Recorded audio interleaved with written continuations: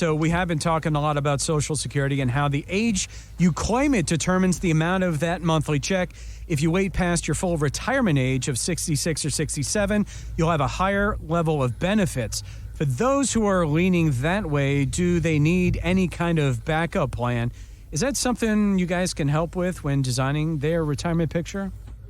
Absolutely. You know, that is so very important to have a plan with regards to Social Security, because a lot of people, you know, they're like, well, I should wait till age 70. I'm going to get an 8% roll up each year, and that sounds really good. But if you don't have the investments to take that income from, it's probably not a good idea to drain a lot of the principal out of your investments to wait to 70. So every single case is different.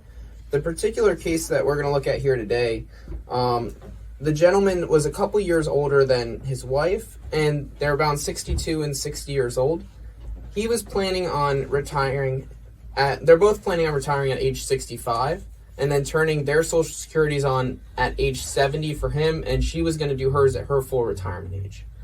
Now, what made sense to do when we looked further into this was we saw that her Social Security amount was less than half of his.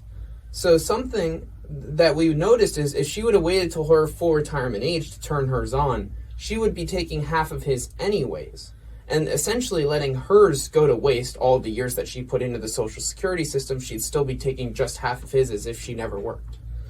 So it made sense in this case to turn hers on at age 62, and then once he retired at age 70, to turn hers on at one half of his rate, and then they were able to maximize their Social Security payouts, which increased, you know, their payout over their lifetime of an extra $70,000.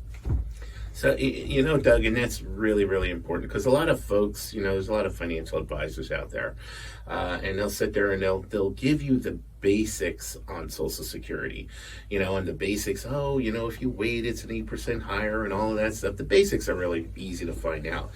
The tough part is to figure out, hey, in your situation, are there things that you can do that would put you well ahead of the game? Like Frankie said, if these folks didn't sit with us, they would not have known that, hey, they could take her Social Security at 62 and then wait until he retired and then turn hers into half of his.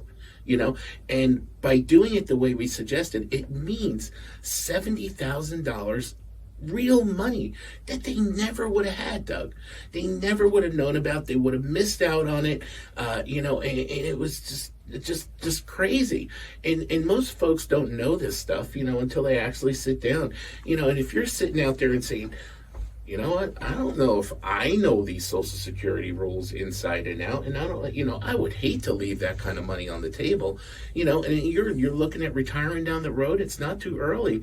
You know, if you're retiring within the next 3, 4, 5 years, you should sit down with us and really get a feel for what you know, what's ahead, how you can plan, and maybe how you can direct your funds or put your funds in an area that is going to maximize for you. But knowing all the little things about retirement, knowing all the little things about Social Security, that type of thing is going to put you well ahead of the game.